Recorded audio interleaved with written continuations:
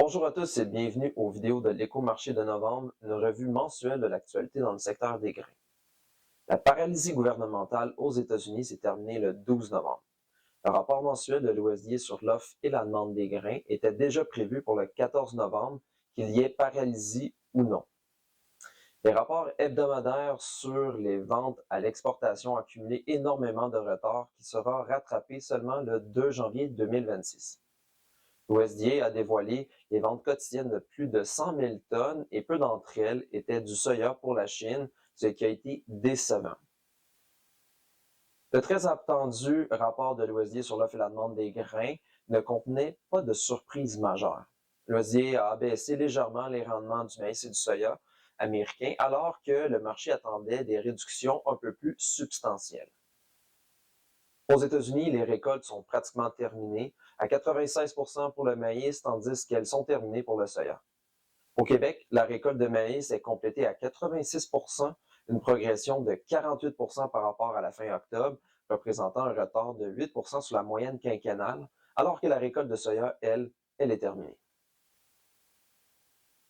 La Chine a acheté 2,15 millions de tonnes de soya des États-Unis en novembre, selon les déclarations de vente de 100 000 tonnes et plus de l'USDA. Ce volume est minime par rapport aux engagements avancés de la Chine à 12 millions de tonnes d'ici janvier. Les exportations de l'année récolte en cours par rapport à la précédente sont en avance de 72% pour le maïs, 20% pour le blé, mais accusent un retard de 45% pour le soya. Le 5 novembre dernier, Pékin a abaissé son tarif sur le soya américain, passant de 34% à 13%. En octobre, les importations chinoises de soya se sont élevées à 9,48 millions de tonnes, un record pour ce mois. La Chine n'a importé aucune fève des États-Unis, alors que 7,12 millions de tonnes provenaient du Brésil et 1,57 millions de tonnes provenaient de l'Argentine.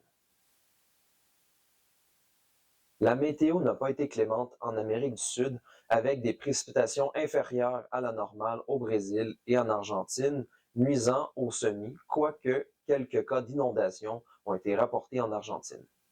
Au Brésil, les semis sont complétés à 81% pour le soya, en retard de 5% sur l'an passé. En Argentine, les semis sont complétés à 25% pour le soya et 37% pour le maïs, ce qui pourrait représenter un retard de 3% et une avance de 5% respectivement par rapport à la moyenne.